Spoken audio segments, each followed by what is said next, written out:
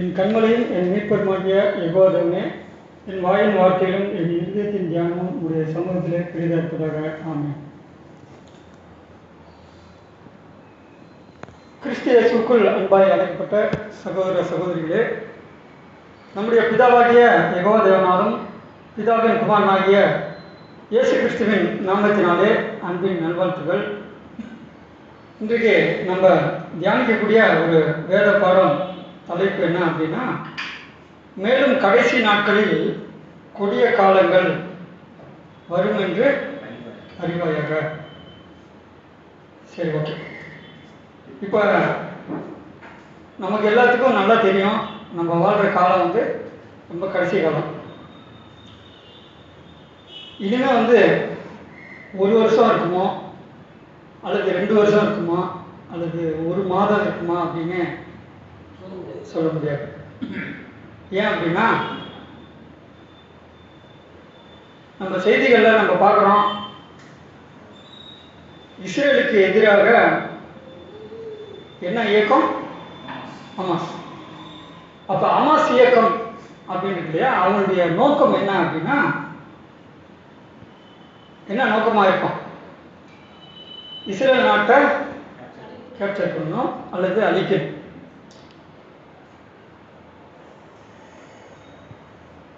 இப்போ நம்ம உண்டாக்கின பரமபிதாவாகிய யெகோவா தேவன்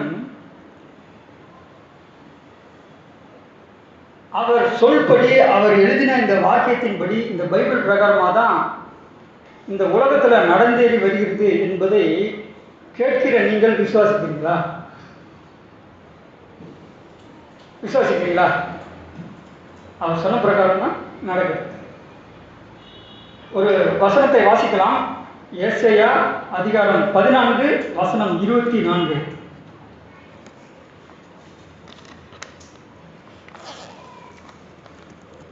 ஏசாயா அதிகாரம் 14 வசனம் 24. நான் நினைத்திருக்கிறபடியே நடக்கும், நான் நிர்ணயித்தபடியே நிலை நிற்கும் என்று சேனைகளின் யெகோவா ஆணையிட்டு சொன்னார். ஓகே. இப்போ யெகோவா தேவன் சொல்றாரு, நான் நினைத்திருக்கிறபடியே நடக்கும், நான் நிர்ணயித்தபடியே நிலை நிற்கும் என்று சேனைகளின் யெகோவா சொல்கிறார். அப்போ யெகோவா தேவன் நினைச்சபடி தான் நடக்கும், அவர் நிர்ணயித்தபடி தான் நிலை நிற்கும். நிர்ணயம் பண்றது அப்படின்னா இந்த வசனத்தை இங்கிலீஷ்ல வாசிங்க. இங்கிலீஷ்ல The Lord Almighty has sworn an oath, what I have planned will happen, what I have determined to do will be done. இப்போ ஏசாயா அதிகாரம் 14 வசனம் 24 தேவன் சொல்றாரு, நான் நினைத்தபடியே நடக்கும், நான் நிர்ணயித்தபடியே. அப்போ அவர் எப்படி நிர்ணயம் பண்ணியிருக்காரு, நினைச்சிருக்காரோ அதேபடி தான் இந்த ஃபியூச்சர்ல இந்த உலகம் நடக்கும் அப்படின்னு யெகோவா தேவன் சொல்றாரு. இப்போ வாசிக்கப்பட்ட இந்த தீர்க்க தரிசனம் ஏசாயா தீர்க்க தரிசனம் புஸ்தகம். இப்போ வேதத்தில் உள்ள எந்த தீர்க்க தரிசனமும் சுய தோற்றமான பொருளை தராது. இதை நம்ம எங்க வாசிக்கிறோம் அப்படின்னா, வாசிக்க வேண்டாம், 2 பேதுரு 1:20 நம்ம வாசிக்கிறோம். வேதத்தில் உள்ள எந்த தீர்க்க தரிசனமும் சுய தோற்றமான பொருளை தராது. அப்போ அதுக்கு என்ன அர்த்தங்கிறத நம்முடைய வேதத்தை ஆராய்ந்து பார்க்கும்போது அதுக்கு என்ன அர்த்தங்கிறத நம்ம கண்டுபிடிச்சிடலாம். இப்போ ஏன் தேவன் இப்போ நம்ம இருக்கிற உலகம் எத்தனாவது உலகம்? 2ஆம் உலகம். அப்போது இருந்த உலகம் ஜல பிரளயத்தாலே அழிந்தது. இப்போது இருக்கிற உலகம் அக்கினிக்கு இரையாக வைக்கப்பட்டுள்ளது. அப்போ இப்போ இருக்க உலகம் 2ஆம் உலகம். இது எதுக்கு இரையாக வைக்கப்பட்டுள்ளது? அக்கினி. அக்கினின்னா எப்படி? நெருப்பு மலை மாதிரி அல்லது வேற நம்ம நினைக்கிற மாதிரி நெருப்பு மாதிரி இந்த பூமியில பட்டு உலகம் அழியுமா? அக்கினிக்கு இரையாக வைக்கப்பட்டுள்ளது அப்படின்னா எப்படி இதை புரிஞ்சுக்கலாம்? சோதம் குமாரா அதுவும் அக்கினியில அழிஞ்சது. வானத்திலிருந்து அக்கினி. சரி, அந்த மாதிரி வானத்திலிருந்து அக்கினி மலை மாதிரி அக்கினி பட்டு பூமி அழியுமா? சரி, இதை வந்து வேதத்தை ஆராய்ந்து பார்த்த நம்முடைய சகோதரர்கள், இதுக்கு முன்னாடி நம்ம இருந்த அந்த பைபிள் ஸ்டூடெண்ட்ஸ் அசோசியேஷன், அவங்க கூட எப்படி சொல்கிறாங்கன்னா, இது தேர்டு வேர்ல்டு வார் அப்படின்னு சொல்லுவாங்க. 3வது உலக மகா யுத்தம். தேர்டு வேர்ல்டு வார் அப்படின்னு பைபிள் எங்கேயாவது வசனம் இருக்கா? ஆனால் ஒரு சில வாக்கியத்தை படிக்கிறப்ப ஒருவேளை இது தேர்டு வேர்ல்டு வாரை பற்றி இந்த வசனம் சொல்லுமோ அப்படின்னு ஒரு கேள்வி வருது. வெளிப்படுத்தின விசேஷ புஸ்தகத்தில் 1ஆம் ஆபத்து கடந்து போயிட்டு 2ஆம் ஆபத்து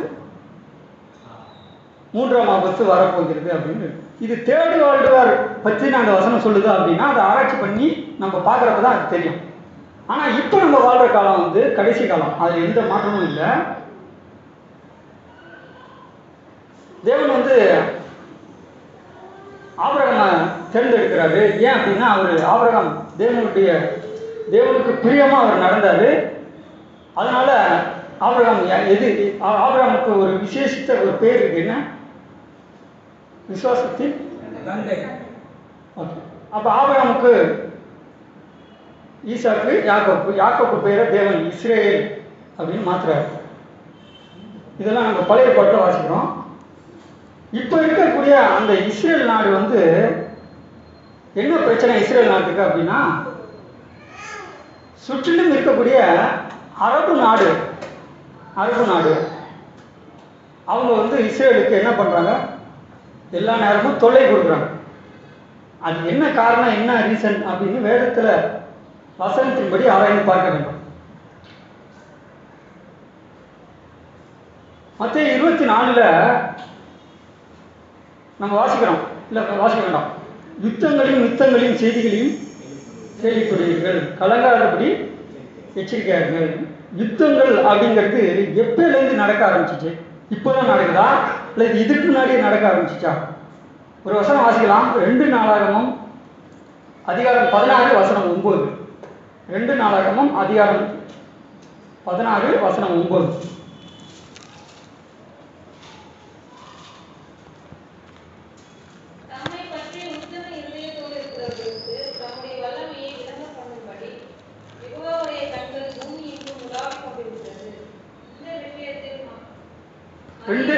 ரெண்டு நாளாகமம் 16:9.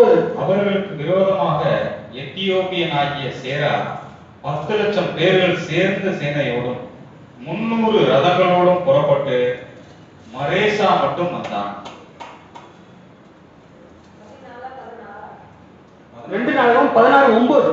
16:9. 14-16 16. சரி, ஓகே. அந்த வசனம் வந்து கிளியரா இல்லையா? சரி, ஓகே. இப்போ யுத்தங்களையும் செய்திகளையும் கேள்விப்படுவீர்கள் அப்படின்னா இப்போ வந்து யுத்தம் நடக்குதா? 16:9.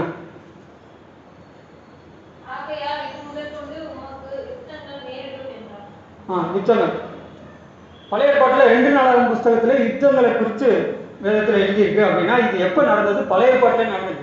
அப்போ இப்போ நடக்கக்கூடிய யுத்தங்களை பற்றி மத்தேயு 24ஆம் வசனத்தில் சொல்லுதா, அல்லது இதுக்கு முன்னாடி பழைய ஏற்பாட்டில் நடந்த அந்த யுத்தங்களை பற்றி சொல்லுதுன்னா அப்படின்னா வரப்போகிற காரியத்தை குறித்து சொல்லுது.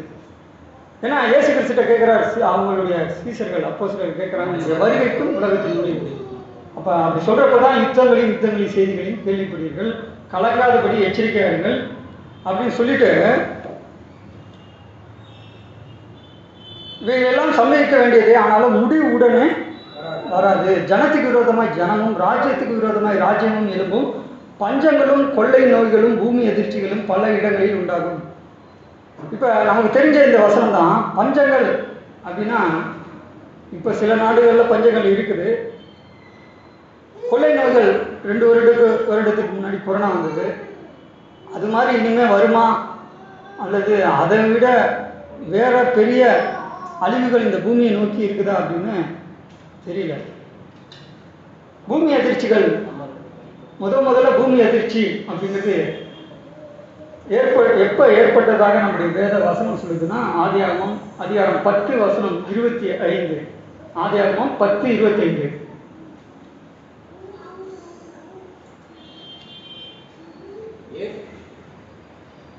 ஏபேருக்கு 2 குமாரர் பிறந்தார்கள். நாட்களில் பூமி பகுக்கப்பட்டது. பூமி பகுக்கப்பட்டது அப்படின்னா என்ன பண்ணுறது அர்த்தம்? இங்கிலீஷ்ல படிங்க.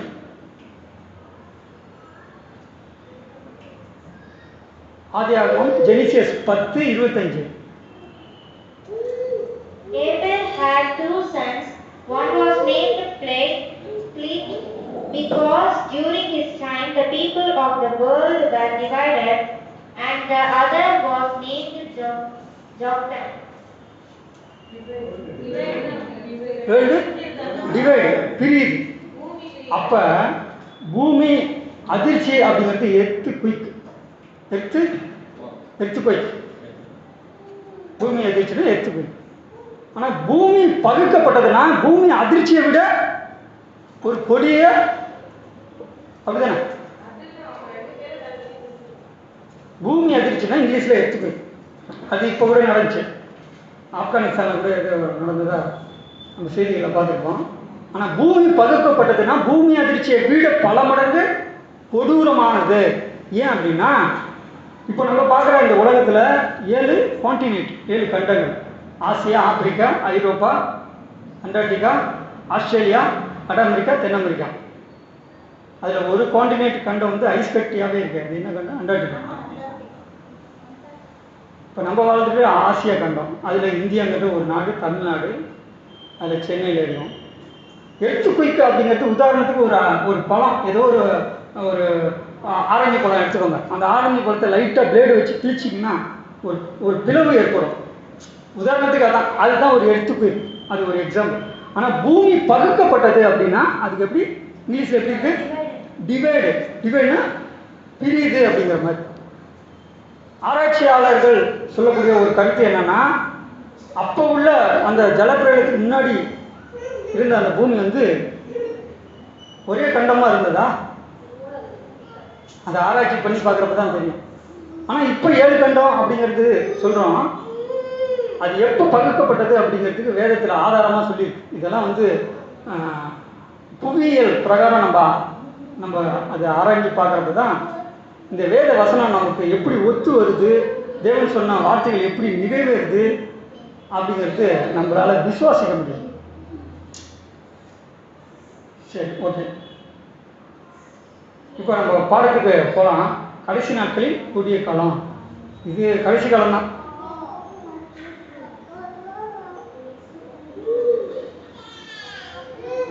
முடிவு பரியந்தம் நிலைத்து நிற்பவனே ரட்சிக்கப்படுவான் அப்படின்னு நம்ம வேதத்தில் வாசிக்கிறோம். என்ன முடிவு அப்படின்னா, ராஜ்யத்தினுடைய இந்த சுவிசேஷம் பூலோகமெங்கும் உள்ள சகல ஜாதிகளுக்கும் சாட்சியாக பிரசங்கிக்கப்படும். அப்பொழுது முடிவு வரும். அப்போ சுவிசேஷம் அப்படின்னா நற்செய்தி. எந்த நற்செய்தி அப்படின்னா, தேவனுடைய ராஜ்யத்தில் ஆதாம் இழந்து போன எல்லாவற்றையும் தேவன் தராரு.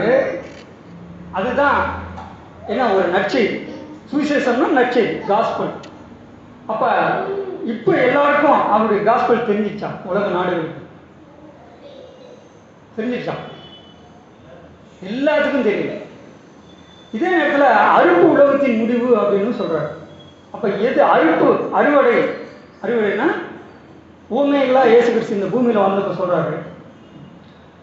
அப்படி இருப்ப அறுவடை அப்படிங்கிறது தேவன் கிறிஸ்துவுக்கு சரீரமாக ஒரு சபையை கொடுக்குறாரு. அதுதான் 1,44,000 பேர். அவங்க எடுத்துக்கொள்ளப்படுவார்கள். எப்போ அப்படின்னா கிறிஸ்துவோட வருகையில். அப்போ இயேசு கிறிஸ்து 2ஆம் வருகை வந்துட்டாரா வரலையா அப்படின்னு நம்ம ஆராய்ச்சி பண்ணுறப்ப இந்த பூமியில் நடக்கிற இந்த விஷயங்களெல்லாம் பார்க்குறப்ப அதை ரொம்ப நம்ம மனசு எப்படி ஆயிடுச்சு. அவர் வராரு வரல அந்த கண்டுபிடிக்கிறது வேலை. பூமியில் இப்போ நடக்கிற நிகழ்வுகளை பார்த்தா நம்முடைய மனசு எப்படி இருக்குன்னா சோர்ந்து போயிருக்கு. வேதத்தில் நம்ம வாசிக்கிறோம், பூமியின் ஆபத்துக்களை எதிர்பார்க்கப்படியா மனிதனுடைய இருதயம் சோர்ந்து போச்சு. சரி, இந்த உலகத்தை அக்கினிக்கீரியாக வைக்கப்பட்டுள்ளது அப்படின்னு வாசிக்கிறோம். அப்படின்னா பழைய பாட்டில் அந்த சோதம் குமாரா மாதிரி அக்கினி மழை பெஞ்சு பூமி அழியுமா, அல்லது இந்த உலகத்தில் கிறிஸ்தவர்கள் என்று சொல்கிறாங்க இல்லையா, கிறிஸ்தவர்கள்னா அநேக கிறிஸ்தவர்கள் எல்லா டோட்டல் வேர்ல்டு அவங்களுடைய கருத்து வேத வசனத்தின்படி எப்படி சொல்கிறாங்க அப்படின்னா தேர்டு வேர்ல்டு வார் மூன்றாவது உலக மகா யுத்தம் அப்படிங்கிறது வரும் அப்படின்னு சொல்லிட்டு அவங்களும் வசனத்தின் அடிப்படையில் தான் பேசுகிறாங்க. ஆனால் எல்லாம் ஏற்றுக்கொள்ளக்கூடிய விதத்தில் இருக்குதா இல்லையா அப்படிங்கிறத நம்ம ஆராய்ச்சி பண்ணி பார்க்கணும். ஒரு 7-8 வருடங்களுக்கு முன்பாக எனக்கு ஒரு புஸ்தகம் ஒன்று கிடச்சிச்சு. ஆண்டவர் இயேசுவின் 2ஆம் வருகையும், ஆக்சுவலாக இந்த இடத்துல ஆண்டவர் இயேசு கிறிஸ்துவின் அப்படின்னு இருக்கணும். இயேசு கிறிஸ்துவின் 2ஆம் வருகையும் உலக வேஷத்தின் முடிவும் அப்படின்னு இருக்கு. வரப்போகிற 3வது உலக மகா யுத்தம். இப்போ நம்ம கூடுற அந்த சபை பேர் அப்படின்னா நம்ம வச்சிருக்க ஒரு பேர் யெசுவா டிசபிள் சர்ச். அர்மகதோன் யுத்தம் அப்படிங்கிற ஒரு யுத்தம் வந்து வெளிப்படுத்தின விசேஷத்தில் அது தேவன் வந்து யோவானுக்கு வெளிப்படுத்தி சொல்லியிருக்காரு. அது எப்படி இருக்கும் அப்படின்னு நம்ம இது வரைக்கும் பார்த்ததில்லை. அர்மகதோன் அப்படிங்கிறது அது ஒரு பள்ளத்தாக்கு, அங்கேருந்து ஒரு யுத்தம் ஸ்டார்ட் ஆகும் அப்படிங்கிற மாதிரி ஒரு கருத்து சொல்கிறாங்க. அது எப்போ நடக்கும் அப்படின்னா அதுக்கு நிழலாக ஒரு அர்மகதோன் நடக்கும், அதுக்கு நிஜமாக ஒரு அர்மகதோன் யுத்தம் நடக்கும் அப்படின்னு சொல்கிறாங்க. அது எந்த அளவுக்கு உண்மை அப்படிங்கிறத வேத வசனத்தை கொண்டு நம்ம ஒப்பிட்டு பார்த்து நம்ம பார்க்கணும்.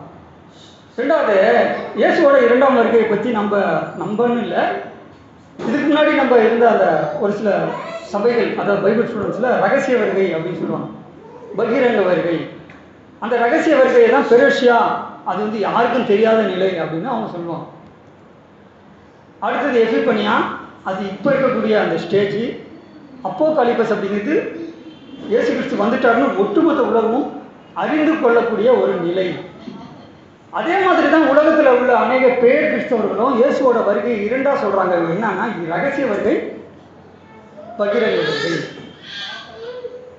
கிறிஸ்துவின் ரகசிய வருகை, கிறிஸ்துவின் பகிரங்க வருகை, இது ஒரு கண்டென்ட்.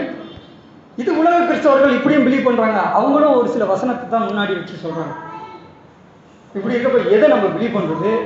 இந்த கடைசி காலத்தில் தேவன் நம்மளை எதுக்கு அழைச்சிருக்காரு, நம்மள்ட்ட என்ன எதிர்பார்க்குறாரு அப்படின்னா, ஆராய்ச்சி பண்ணின நோக்கத்திலே நம்ம போயிடக்கூடாது. நம்ம கிறிஸ்து மாதிரி வாழ வேண்டும், பரிசுத்தமாக. தேவன் பரிசுத்தமாக இருக்கிறார், நாமும் பரிசுத்தமாக இருக்கணும், அவருக்கு சாட்சியாக இருக்கணும். அப்புறம் அவருக்கு சாட்சியாக இருக்கணும். அப்புறம் அவர் விரும்பின வாழ்க்கையை நம்ம வாழணும்.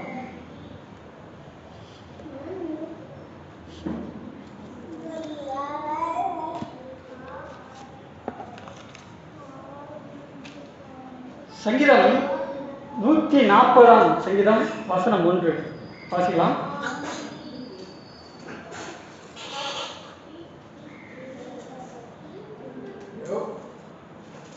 யெகோவாவே, பொல்லாத மனுஷனுக்கு என்னை தப்புவியும், கொடுமை உள்ளவனுக்கு என்னை விலக்கி ரட்சியும்.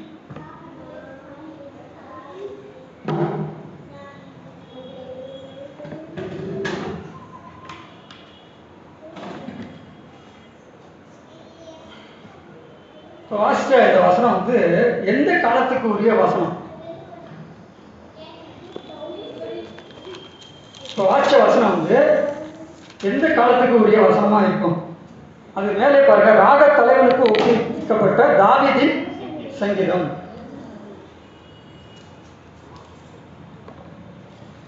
சொல்லுங்க, இந்த வசனம் எந்த காலத்துக்கு உரிய ஒரு சங்கீதமா இருக்கும்? ஆமோஸ் 9ஆம் அதிகாரம் 12ஆம் வசனம் வாசிக்க கேட்போம். ஆமோஸ் 9:12.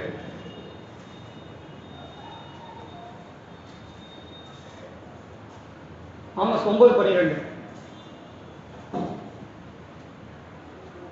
அந்நாளிலே விழுந்து போன தாவீதி கூடாரத்தை நான் திரும்ப எடுப்பித்து அதன் திறப்புகளை அடைத்து அதில் பழுதாய் போனதை சீர்படுத்தி பூர்வ நாட்களில் இருந்தது போல அதை ஸ்தாபிப்பேன் என்று இதை செய்கிற யெகோவா சொல்லுகிறார்.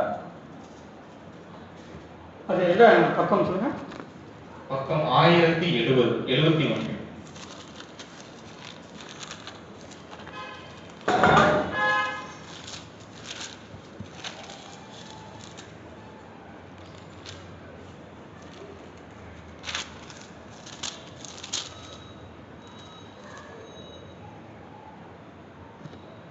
அந்நாளிலே விழுந்து போன தாவீதின் கூடாரத்தை நான் திரும்பி எடுப்பித்து அதன் திறப்புகளை அடைத்து அதன் பழுதாய் போனதை சீர்படுத்தி பூர்வ நாட்களில் இருந்தது போல அதை ஸ்தாபிப்பேன் என்று இதை செய்கிற யெகோவா சொல்கிறார்.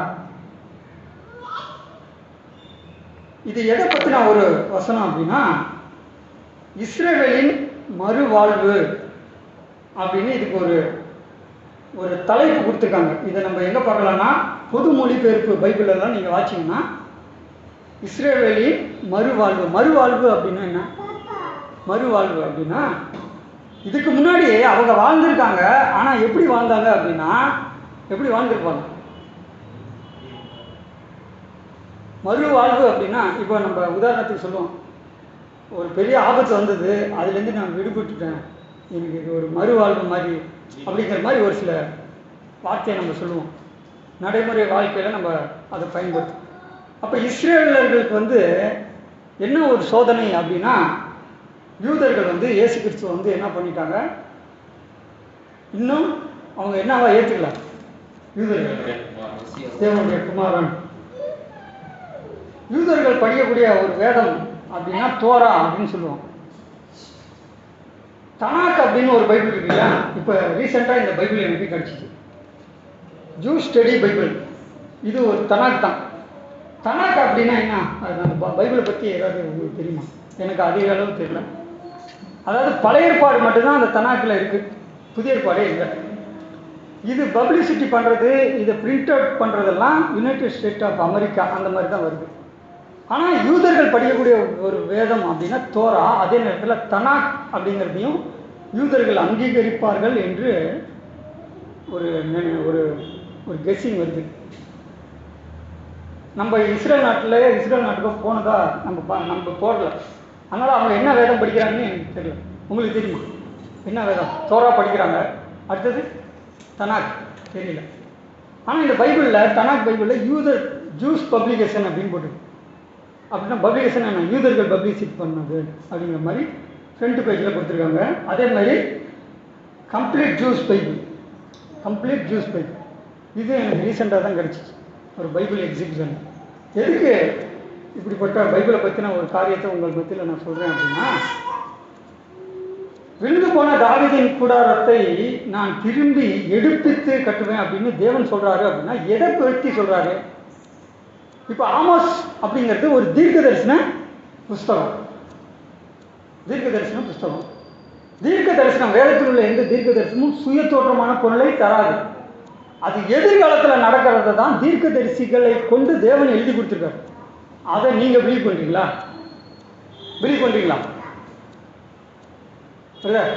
சுரேஷ் பிரதர், நீங்கள் பிலீவ் பண்ணுறீங்களா? அதாவது ஆமோஸ் அப்படிங்கிறது தீர்க்க தரிசன புஸ்தகம். தீர்க்க தரிசனத்து சுய தோற்றமான பொருளை தராது, அது ஃபியூச்சரில் நடக்கிறத தான் சொல்லும். அப்போ ஆமோஸ் இப்போ நம்ம வாசிக்கப்பட்ட இந்த வசனம், அந்நாளில் விழுந்து போன தாவீதின் கூடாரத்தை நான் திரும்பி எடுப்பித்து கட்டுவேன் அப்படின்னு சொல்கிறாருன்னா எதை பற்றி சொல்கிறாரு? தாவீதின் கூடாரம் அப்படின்னா என்ன அப்படின்னா, பல பேர் பல விளக்கத்தை சொல்லலாம். ஆனால் வேத வசனம் எதுக்கு இசைவாக வருது அப்படிங்கிறத நம்ம தொடர்ந்து ஆராய்ச்சி பண்ணி பார்க்க வேண்டியது நம்முடைய கடமை. அத்திமரத்தினால் ஒரு ஓமையை கற்றுக்கொள்ளுங்கள், அதில் இளங்கிளை தோன்றி துளிர்விடும் போது வசந்த காலம் சமீபமாக இருக்கிறது, இவைகளை காணும்போது அவர் வாசலருகே வந்திருக்கிறார் அப்படின்னு நம்ம வாசிக்கிறோம். அத்திமரங்கிறது இயேசு கிறிஸ்து வாழ்ந்த காலத்தில் அவர் மத்தேயில சொல்லியிருக்கு, லூக்கா, மார்க்கு சுவிசேஷ நூலில் தான் அத்திமரத்தை பற்றி சொல்லியிருக்கு, அந்த ஊமை பற்றி சொல்லியிருக்கு. ஊமை புஸ்தகத்தை நம்ம தீர்க்க தரிசன நடையில் எடுக்கக்கூடாது, ஏன்னா அது சுவிசேஷ நூல்.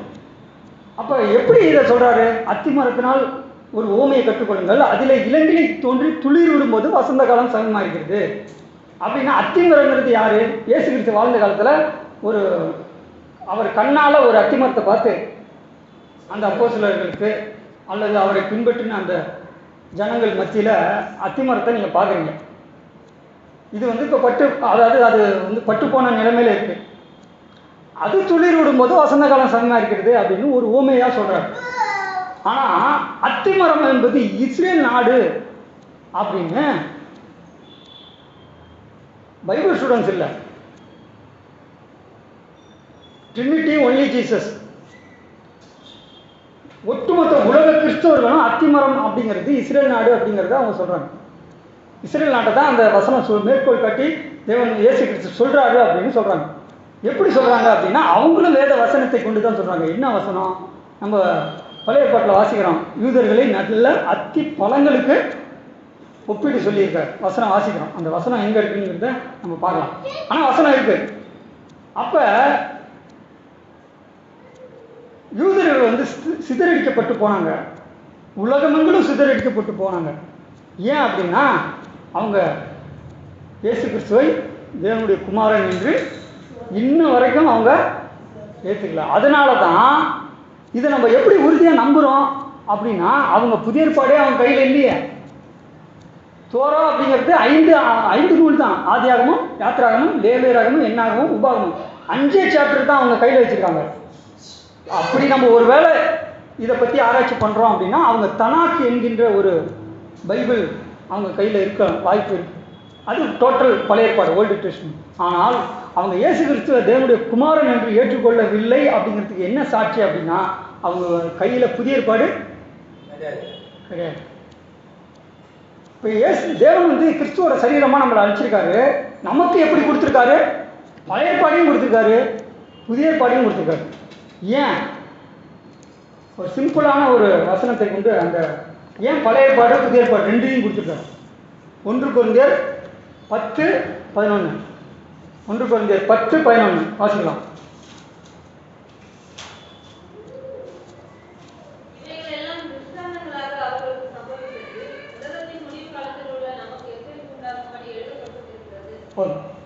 உலகத்தின் முடிவு காலத்தில் இருக்கிற நமக்கு அப்படின்னா இது இப்போ யார் இருக்கா? நம்ம. அப்போ நமக்கு எச்சரிக்கை உண்டாகும்படி எழுதியிருக்கு. அப்போ இவைகள் எல்லாம் துஷ்டானந்தங்களாக அவர்களுக்கு நடந்தது அப்படின்னா பழைய ஏற்பாட்டில் நடந்த அநேக சம்பவங்கள் நமக்கு அது எச்சரிப்பு. இன்னும் சொல்லப்போனால் அது நிழலாய் நடந்தது, நமக்கு அது எச்சரிக்கை உண்டாகும்படி இயேசு கிறிஸ்துனுடைய அந்த பலியை குறித்து பழைய ஏற்பாட்டில் சொல்லியிருக்கா இல்லையா? சொல்லியிருக்கு. புதிய ஏற்பாட்டில் பவுல் எடுத்து எழுதுவார். அந்த பலிகளெல்லாம் கிறிஸ்துவோட பலிக்கு முன்னாடியெல்லாம். அப்போ விழுந்து போன தாவீதின் கூடாரத்தை எடுத்து கட்டுவார் அப்படிங்கிறது எதை பற்றி தீர்க்க தரிசன புஸ்தகத்தின் மூலம் தேவன் சொல்கிறாரு அப்படிங்கிறத நம்ம ஆராய்ச்சி பண்ணி பார்க்கணும். அதே நேரத்தில் உலகமெங்கும் சிதறிக்கப்பட்ட அந்த யூதர்கள், இஸ்ரேலர்கள் வந்து ஒரே நாடாக அவங்க எப்போ வந்தாங்க? நம்ம 1947 நம்ம சுதந்திரம் அடைந்தோம். 1948 இஸ்ரேலர்களுக்குன்னு ஒரு நாடை வந்து ஐநா சபைன்னா என்ன? அது எத்தனை நாடுகள் சேர்ந்த ஒரு குழு. அந்த ஐநா சபை வந்து டிக்ளேர் பண்ணி இஸ்ரேலுக்குன்னு ஒரு தனி நாடு. அந்த நாடு உதயமான விஷயத்தை பற்றி இந்த வசனம் சொல்லுதா அப்படின்னா நம்ம ஆராய்ச்சி பண்ணி கண்டுபிடிக்கணும். மற்றவர்களை புறப்படுத்தி நம்ம நீதிமான், நம்ம தான் ஆராய்ச்சி பண்ணுறோம் அப்படிங்கிற வந்து எண்ணம் நமக்குள்ளே வந்துடக்கூடாது.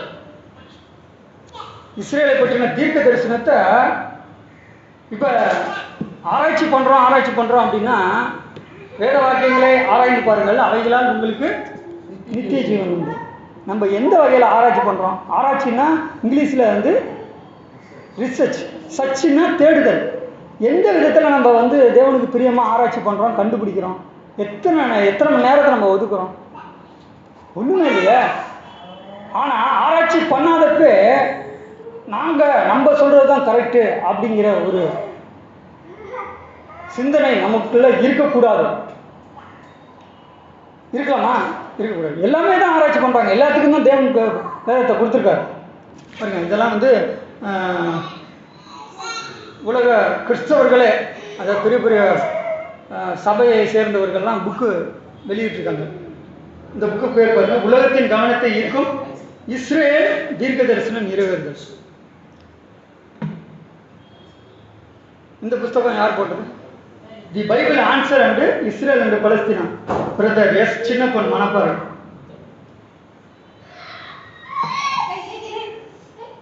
உலக கவனத்தை ஈர்க்கும் எருசலேம் தீர்க்க தரிசனங்களின் நிறைவேறுதல், சாமுவேல் ராஜ் அப்படிங்கிற ஒரு வேர்ட் ஆஃப் கிரைஸ்ட். புஸ்தகம் வெளியிடுறது அப்படின்னாவே ரெண்டு அமைப்பு இருக்குது. ஒன்று இஎல்எஸ், இன்னொன்று வேர்ட் ஆஃப் கிரைஸ்ட். இந்த இடத்துல தான் பைபிளை போயிட்டு நம்ம வாங்க முடியும். இதை தவிர ஒரு சில இடங்கள் இருக்கலாம். ஆனால் உலகத்தில் ஒரு அதிகமாக ஒரு தெரிஞ்ச ஒரு இடம் அப்படின்னா வேர்ட் ஆஃப் கிரைஸ்ட். அடுத்தது இஎல்எஸ், இவாஞ்சலிக்கல் லிட்ரேச்சர்.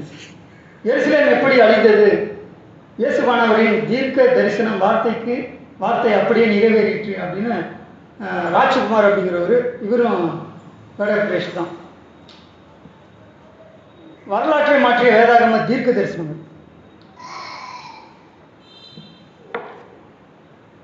இஸ்ரேல் நிறைவேறிய தீர்க்க தரிசனங்கள். பாகம் 1, இது பாகம் 2, இது பாகம் 3, இது பாகம் 4.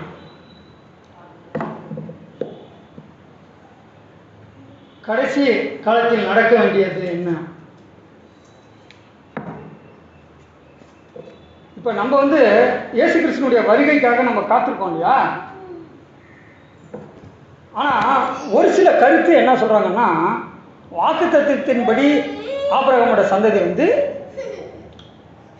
யாரு? வாக்குத்தத்தத்தின்படி ஆபிரகாம் சந்ததி யாரு? அந்த சந்ததி கிறிஸ்துவே அப்படின்னு சொல்கிறார். ஆனால் மாம்ச பிரகாரமாக அந்த சந்ததி இந்த நாட்டில் இருக்கிறாங்க அப்படின்னா யாரை சொல்லலாம்? சொல்லுங்க. அந்த சந்ததி கிறிஸ்துவேன்னு சொல்கிறார். அந்த சந்ததி கிறிஸ்துவேன்னு கலாத்தியத்தில் சொல்கிறார். ஆனாலும் யூதர்களை பற்றி நம்ம பைபிள் சொல்லுதா? இஸ்ரேல் ஜனங்களை பற்றி பைபிள் சொல்லுதா அப்படின்னா, பழைய ஏற்பாடே அதிகமாக யாரை குறித்து தான் சொல்லுது? யார் வளர்ந்த காலகட்டத்தை சொல்லுது? இஸ்ரேல் ஜனங்களை பற்றி தான் சொல்லுது. இயேசுவோட 2ஆம் வருகைக்கு நம்ம காத்துட்ருக்கோம். இது கடைசி நாட்கள், கடைசி காலங்கள். இதை இஸ்லாமியர்கள் அவங்களுடைய வேதம் குர்ஆனை கியாம நாளின் அடையாளங்கள் அப்படின்னு அவங்க சொல்லுவாங்க. இதை நீங்கள் இணையதளத்தில் யூடியூப்பில் கூட பார்க்கலாம். அநேக விஷயங்களை நம்ம ஒய்டிசி குரூப்பில் நான் ப்ளே பண்ணி பார்க்கலாம். அவங்களும் ஒரு விதமான ஒரு ஆராய்ச்சி பண்ணி அவங்களும் இப்போ நம்ம அந்தி கிறிஸ்துன்னு சொல்கிறோம், அவங்க அதிசய மனிதன், தஜ்ஜால் வருகை அப்படின்னு சொல்கிறாங்க. இது குர்ஆனிலே இருக்குது, அது பிரகாரம் தான் நடக்குது அப்படின்னு அவங்க ஒரு கருத்தை சொல்கிறாங்க. இயேசு கிறிஸ்துவின் 2ஆம் வருகை, இயேசு கிறிஸ்துவின் வருகை உலக முடிவில் அதிசீக்கிரம் அப்படின்னு இவர் பேர் ராஜாமணி. எல்லாம் ஆராய்ச்சி பண்ணுறாங்க, நம்ம மட்டும் ஆராய்ச்சி பண்ணல. எல்லாம் கிறிஸ்துவோட வருகைக்கு ஆயத்தமாக காத்து கொண்டு இருக்கிறார்கள். இறுதி கால அடையாளங்களும் இயேசுவின் 2ஆம் வருகையும். எஸ்டி அம்ப்ரூஸ் அப்படிங்கிறவர் வேர்ட் ஆஃப் கிரைஸ்ட் அந்த புக்கில் நிலையத்தில் இந்த மாதிரி புக்கை பதிவு போட்டிருக்கேன்.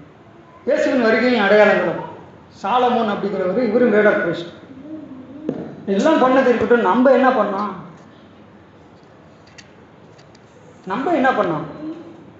ஒன்றுமே பண்ணல. நம்ம எதாவது பண்ண மாட்டோங்க. இது மற்றவர்களை குறைப்படுத்த வேண்டும் அப்படிங்கிறது நோக்கமே கிடையாது.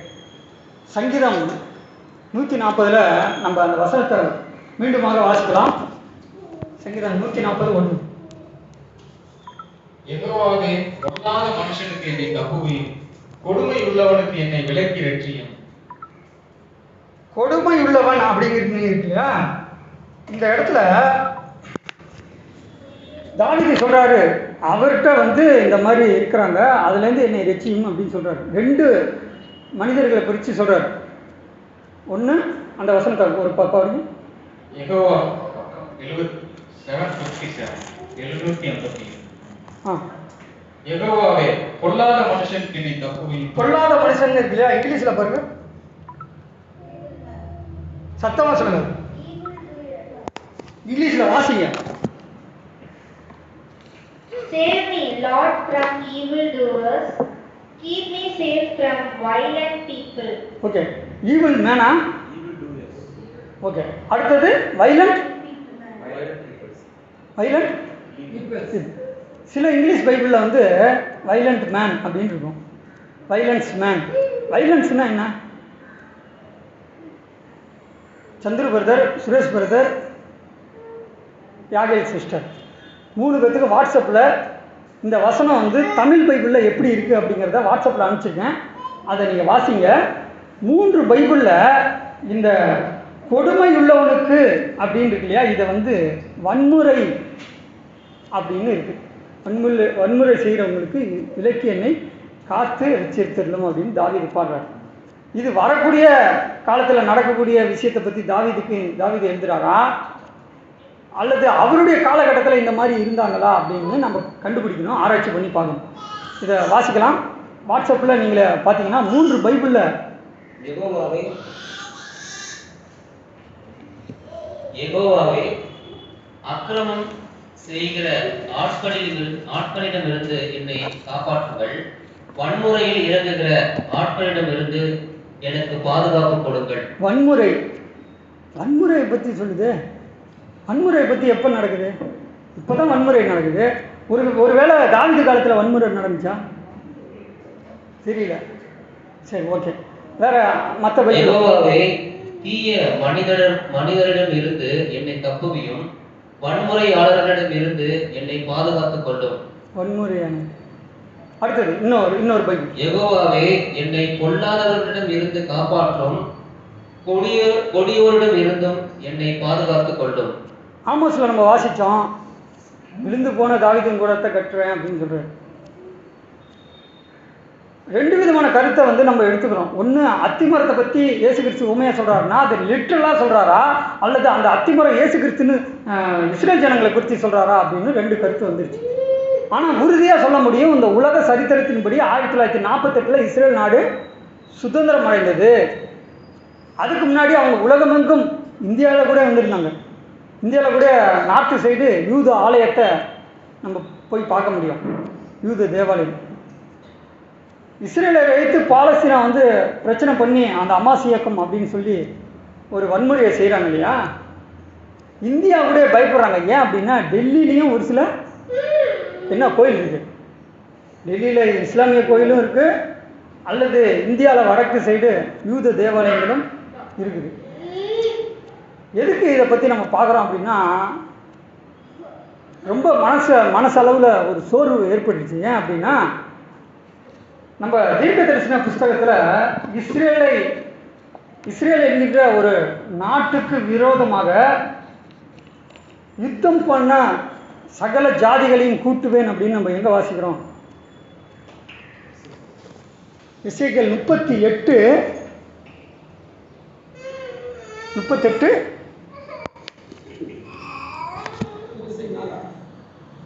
1 வாசிக்கலாம். அதே நேரத்தில் எசேக்கியேல் 39 1 2 வசனங்கள் மட்டும். இப்போ எருசலேமுக்கு விரோதமாக சகல ஜாதிகளையும் கூட்டுவேன்னு இருக்கு இல்லையா, அது எந்த வசனம்? சகரியா 14:2. சகரியா 14:2 வாசிக்கலாம்.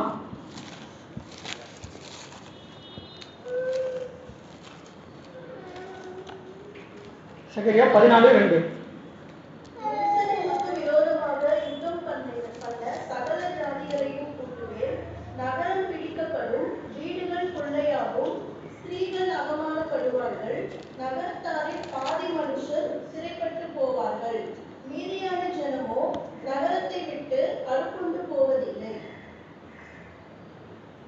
சகரியா 14:2.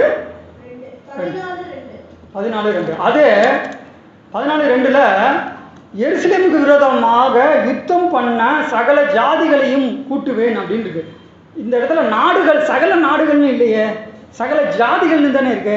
அப்படின்னா இந்த ஏசியாவில் சொல்லப்பட்ட தீர்க்க தரிசனம் வந்து இப்போ இனிமேல் நடக்கக்கூடிய ஒரு விஷயம் இல்லை அப்படிங்கிற மாதிரி ஒரு திங்கிங் வருது. அதே நேரத்தில் உலகத்தில் அநேக கிறிஸ்தவர்கள் ஆராய்ச்சி பண்ணி அவங்க சொல்லக்கூடிய ஒரு கருத்து என்ன அப்படின்னா, 3rd வேர்ல்டு வார் அப்படிங்கிறது கண்டிப்பாக வரும். அது எருசலேமுக்கு விரோதமாக உலகத்தில் டோட்டல் வேர்ல்டு, உலகத்தில் எல்லா நாடுகளும் இஸ்ரேலுக்கு எதிராக நிற்பாங்க. என்ன காரணம் அப்படின்னா, அந்த எருசலேம் வந்து யாருக்கு சொந்தம்?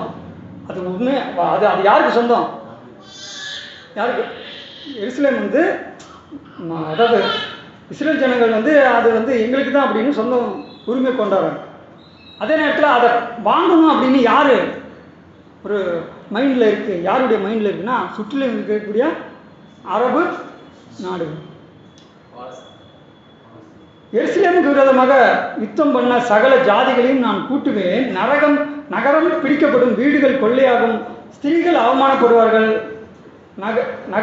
நகரத்தாரின் பாதி மனுஷர் சிறைப்பட்டு போவார்கள், மீதியான ஜனமான் நகரத்தை விட்டு அறுப்புண்டு போவதில்லை. கர்த்தர் புறப்பட்டு யுத்த நாளிலே போராடுவது போல அந்த ஜாதிகளோடு போராடுவார். மேலே உள்ள வசனத்தை வாசிங்க. இப்போ நம்மளால கண்டுபிடிக்க முடியும். முதல் வசனம் 14:1. இதோ யெகோவாவுடைய நாள் வருகிறது, உன்னில் கொள்ளையானது உன் நடுவிலே பகிரப்படும். ஓகே, இப்போ நீங்கள் சொல்லுங்கள். பைபிள் ஸ்டூடெண்ட்ஸ் சொல்கிறாங்க, அல்லது உலக கிறிஸ்தவர்கள் ஒரு ஆராய்ச்சி பண்ணி ஒரு கருத்தை சொல்கிறாங்க அப்படின்னு நீங்கள் நினைக்காதபடி அந்த முதல் வசனம் என்ன சொல்லுது? இதோ கர்த்தருடைய நாள் வருகிறது, யெகோவாவுடைய நாள் வருகிறது. இந்த கர்த்தருடைய நாளை குறித்து தான் பேதுருவில் நம்ம வாசிக்கிறோம். 2 பேதுரு 3, 8, 9, 10லலாம் கர்த்தருடைய நாள் அப்படின்னு தெசலோனிக்கரில் பவுல் எழுதுறாருல. அப்போ எதை பற்றி சொல்கிறார்? ஃபியூச்சரில் நடக்கக்கூடிய விஷயத்தை தான் சொல்கிறார். அதே காரியத்தை தான் சகரியா 14ஆம் அதிகாரம் முதல் வசனத்தை கர்த்தருடைய யெகோவாவுடைய நாள் வருகிறது அப்படின்னா, அதுக்கு முன்னாடி எருசலேமுக்கு விரோதமாக சகல ஜாதிகள் அப்படின்னா சகல நாடுகள் என்ன பண்ணும்? எசேக்கியேல் 39:1-2 வாசிக்கலாம். எசேக்கியேல் அதிகாரம் 39.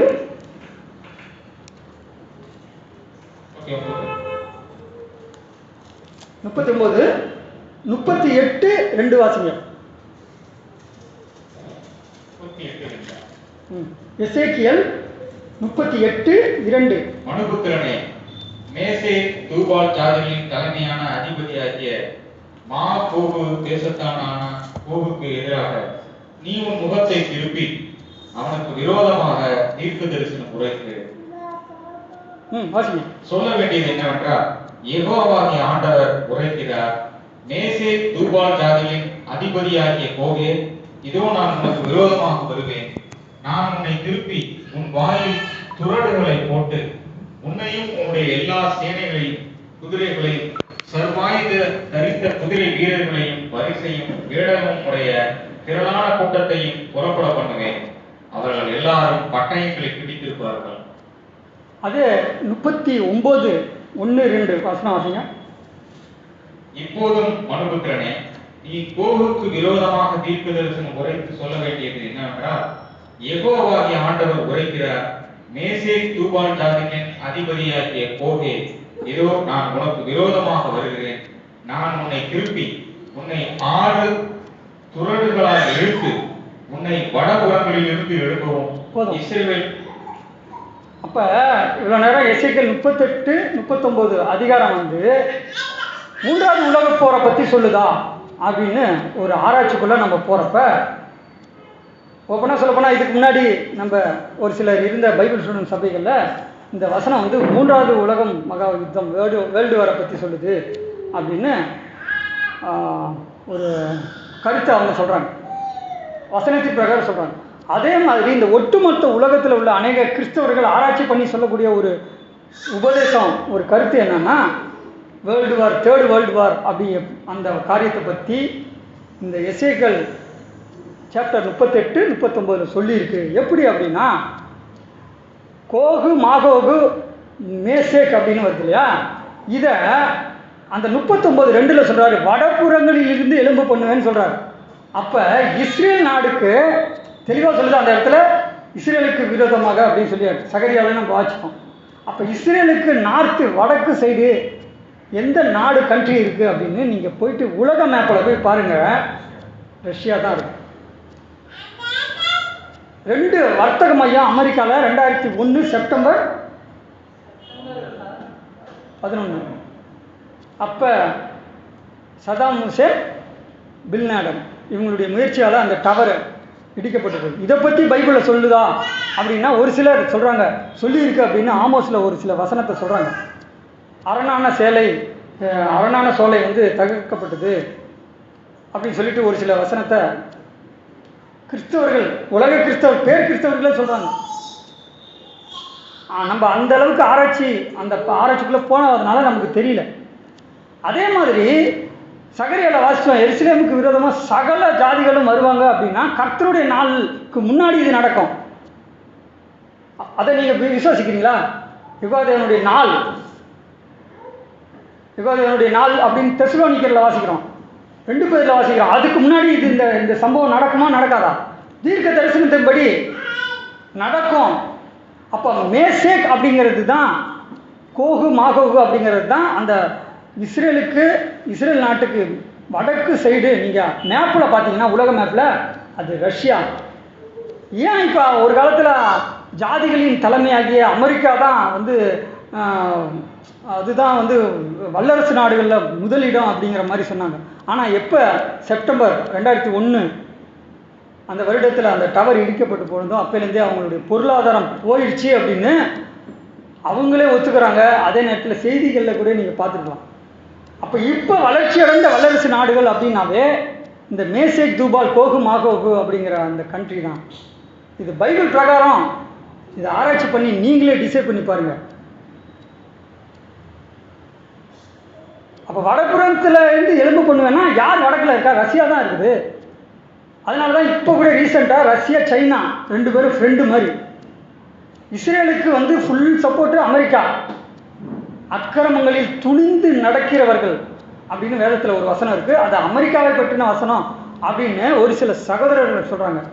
ஏன்னா அவங்க பைபிளை கையில் வச்சுருக்காங்க. ஆனால் அதே நேரத்தில் அவங்க அக்கிரமங்களில் துணிந்து நடக்கிறாங்க. ஏன் அப்படின்னா இந்தியாவில் இருக்கக்கூடிய கலாச்சாரம், கட்டுப்பாடு, சட்டத்திட்டம் அமெரிக்காவில் ஒரு சில இது இல்லை.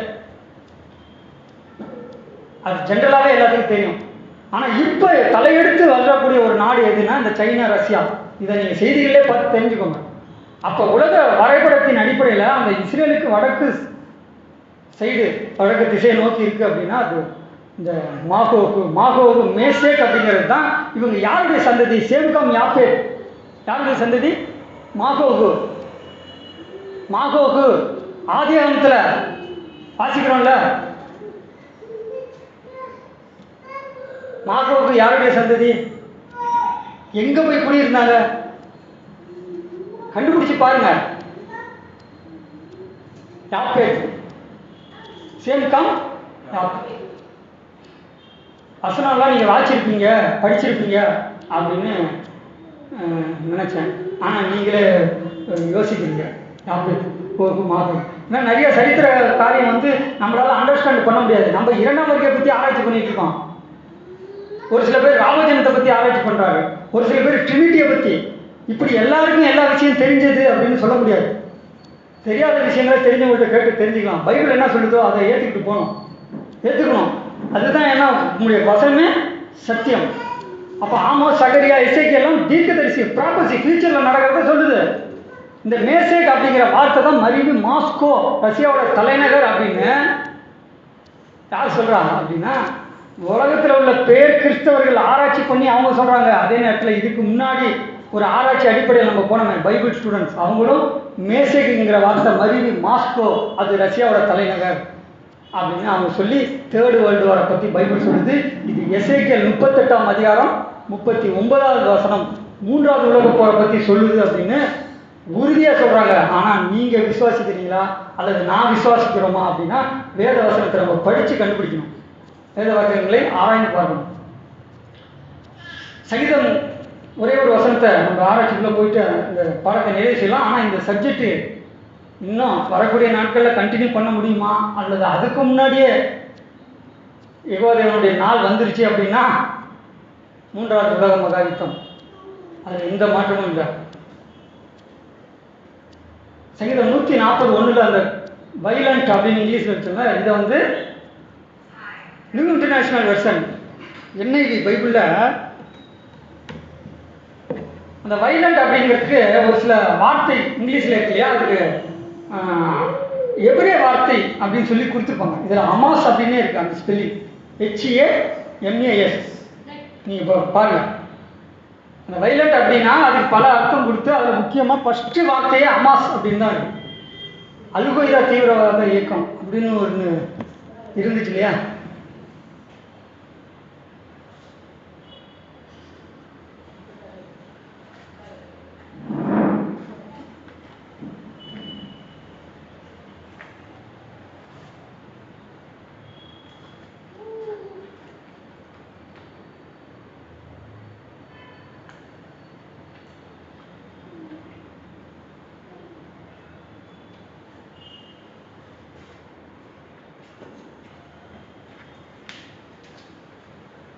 இந்த படத்தை பாருங்க. தானியேல் இது என்ன படம்? இந்த சிலை தானியேல் தீர்க்கதரிசி அங்கே பார்க்குறோம். இது 4 பெரிய சாம்ராஜ்யங்கள், பாபிலோன், மேதிய பெர்சியா, கிரேக், ரோம். ரோம் அப்படிங்கிற அந்த பேரரசு காலத்தில் தான் யார் பிறந்தா, யார் வாழ்ந்தா? யார்? இயேசு கிறிஸ்து. இப்பொழுது அப்படின்னு இருக்கு இல்லையா, அப்படின்னா என்ன? பாதி இரும்பு பாதி களிமண். அதுதான் இப்போ எண்டு. மன்னராட்சி மக்களாட்சி அப்படி கூட ஒரு சில பேர் கருத்து சொல்கிறாங்க. ஆனால் பாபிலோன், மேதிய பெர்சியா, கிரேக், ரோம் அப்படிங்கிற 4 உலக ராஜ்யங்கள் உலகத்தை டோட்டல் வேர்ல்டே அது அரசாட்சி பண்ணிச்சு. ஆனால் கடைசியாக யாருடைய ராஜ்யம் வரும் அப்படின்னு தீர்க்க தரிசனத்தில் சொல்லியிருக்கு. கைகளால் பேர்க்கப்படாத கல் அந்த பாதத்தில் விழுந்து எல்லாத்தையும் நொறுக்கி போட்டது அப்படின்னு எங்கே வாசிக்கிறோம்? எங்கே பிரதர் வாசிக்கிறோம்? தானியேல்ல வாசிக்கிறோம். அப்போ கிறிஸ்துவோட அரசாட்சி, அதை தான் 1000 வருட அரசாட்சி அப்படிலாம் நம்ம வாசிக்கிறோம். 3ஆம் உலகப் போருக்கு பிறகு என்ன நடக்கும் அப்படின்னா, உயிர்த்தெழுதல் நடக்கும், இயேசுவோட 2ஆம் வருகை நடக்கும். எல்லாம் அப்படியே ஒரு ப்ராசஸாக நம்ம சொல்கிறோம். அதை தான் பைபிள் எப்படி சொல்லிது? கர்த்தருடைய நாள், யெகோவாவுடைய நாள் வருகிறது, சமீபமாக இருக்கிறது அப்படின்னு புதிய பாட்டிலையும் நம்ம படிக்கிறோம், பழைய பாட்டிலையும் படிக்கிறோம்.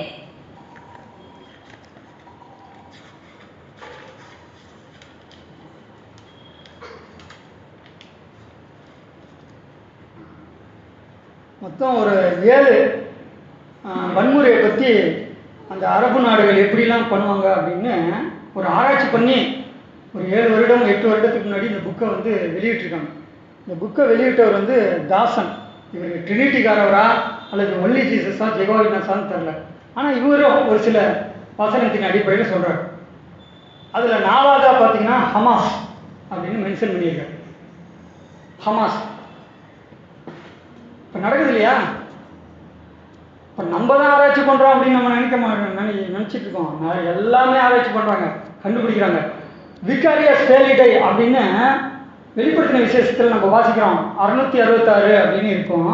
அதை புத்தி உள்ளவன் கணக்கு பார்க்க கடவுள் இருக்கு இல்லையா? அந்த 666 யார் அப்படின்னா யாரை சொல்லுவாங்க? ஒப்பனை சொல்லுங்க. 666 யார்?